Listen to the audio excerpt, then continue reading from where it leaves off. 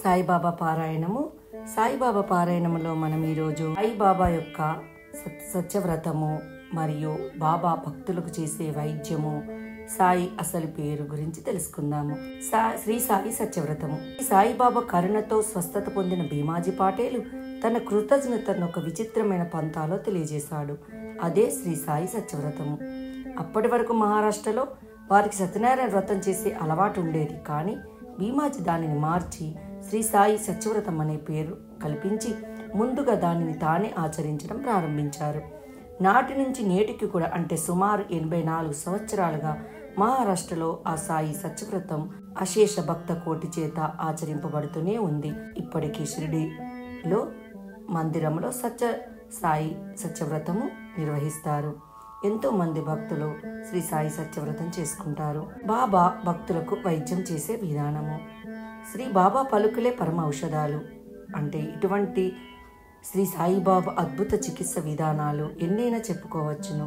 కానీ వీటన్నింటిని బట్టి చూడగా ఔషధ మహిమ కన్నా శ్రీ బాబా ఆశీర్వాద మహిమయే ఎక్కువగా ఉన్నట్లు మనకు రుజువవుతుంది. లేకపోతే ఆయన చెప్పే మందులు అవే మందులు ఆయన చెప్పినప్పుడు వాడితే పనిచేస్తాయి, చెప్పనప్పుడు వాడితే వికటిస్తాయి. ఏ డాక్టర్ కూడా పనికిరావన్న మందులు రోగాన్ని ఎలా తగ్గించాయి? కేవలం బాబా పలుకులే ఇందుకు కారణము. ఉదాహరణకు, శ్యామ ఒకప్పుడు మూల వ్యాధితో బాధపడుతుంటే శ్రీ బాబా అతనికి సోనాముఖి కషాయాన్ని ఇచ్చారు. అది త్రాగితే శ్యామకు గుణం కనిపించింది. 2 ఏళ్ల తర్వాత ఆ వ్యాధి తిరగదోడింది. అప్పుడు శ్రీ సాయి ఇచ్చారు కదా అని ధైర్యంతో సోనాముఖి కషాయాన్ని త్రాగాడు శ్యామ. కానీ అది వికటించి వ్యాధి మరింత విజృంభించింది. అనంతరం శ్రీ సాయిబాబా అనుగ్రహం వలన చక్కబడింది. ఇదేం చిత్రం! శ్రీ బాబా మాట ఇచ్చేదా మంద, ఏది చికిత్స? మరో పర్యాయం బూటి విపరీతమైన వాంతులు, జిగట విరోచనాలతో చాలా బాధపడ్డాడు. శ్రీ బాబా అతన్ని పిలిపించి తన ఎదుట కూర్చోబెట్టుకుని బెదిరిస్తున్నట్టుగా చూశాడు, వ్రేలు ఆడిస్తూ. జాగ్రత్తగా విను, నువ్వు విరోచనం చేయకూడదు, వాంతులు కూడా ఆగిపోవాలి, జాగ్రత్త అన్నారు. అంతే. ఆ క్షణం నుంచి బ్యూటీకి ఆ వ్యాధి నయమైపోయింది. ఆలంది సన్యాసి. ఆలందికి చెందిన ఒక సన్యాసికి చెవిపోటు తీవ్రమైపోయి ఆపరేషన్ చేయించుకున్నాడు. అయినా పోటు తగ్గలేదు. ఆ సన్యాసి ఏదో ప్రయాణంలో షిరిడి వచ్చి శ్రీ బాబాను దర్శించుకొని తన కష్టం చెప్పుకోగా శ్రీ సాయిబాబా అల్లా అచ్చా కరేగా, అంటే దేవుడు బాగు చేస్తాడు అని ఆశీర్వదించారు. సన్యాసి తన దారిని తను పూనా వెళ్ళిపోయి వారం తర్వాత ఇలా ఉత్తరం రాశాడు. శ్రీ బాబా ఆశీస్సులు ఫలించినవి, నా చెవి నొప్పి తగ్గింది. ఆయన వాక్యం అమోఘం. ఇంకొక కథ. దత్తోపంత్ గంగాధర్ పంత్.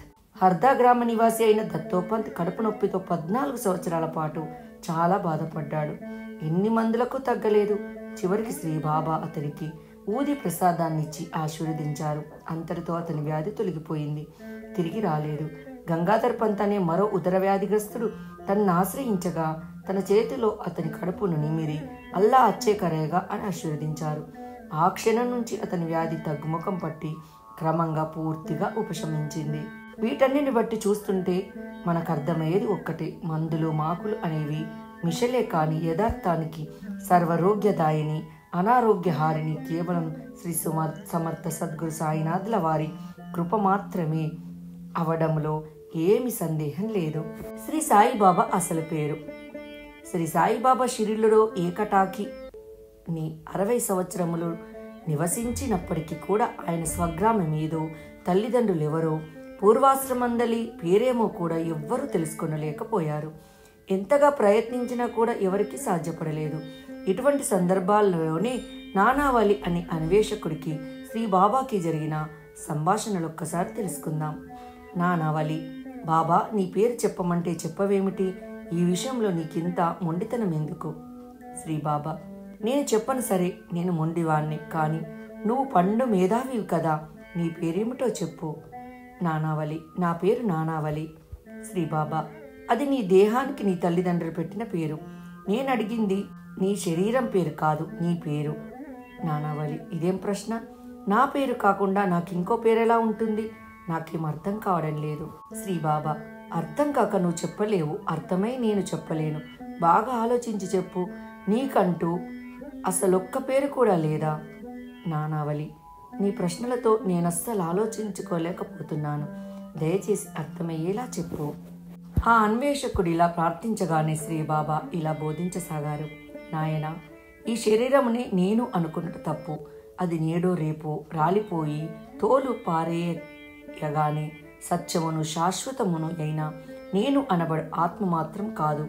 పేరు ఆ తోలునికే కానీ దీనికి తోలు ఆత్మకు లేవు. మీరందరూ నన్ను నా పేరు అడుగుచున్నారు. నా ఈ దేహమునకు పేరేమేమి? మీ పేరేమితో పిలిచినా నేను పలుకుతూనే ఉన్నాను. మీరే పేరుతో పిలిచినా నేను పలుకుతూనే ఉన్నాను కదా. అయినను వేరొక పేరు చెప్పమందరేలా?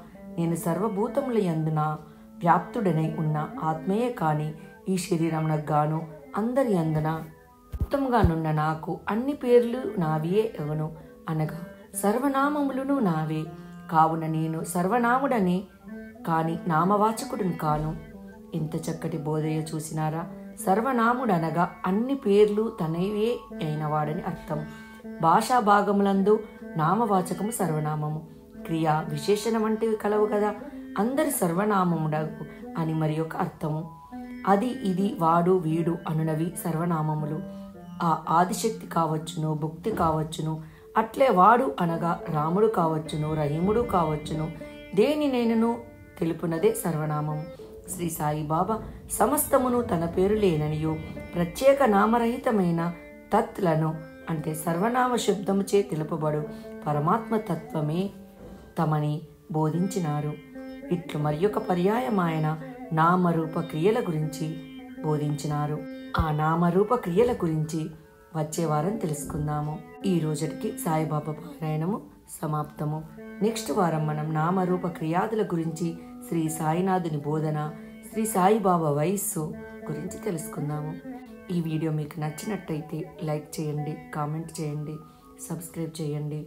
నోటిఫికేషన్ల కోసం పక్కనే ఉన్న బెల్ ఐకాన్ క్లిక్ చేయండి. Thank you.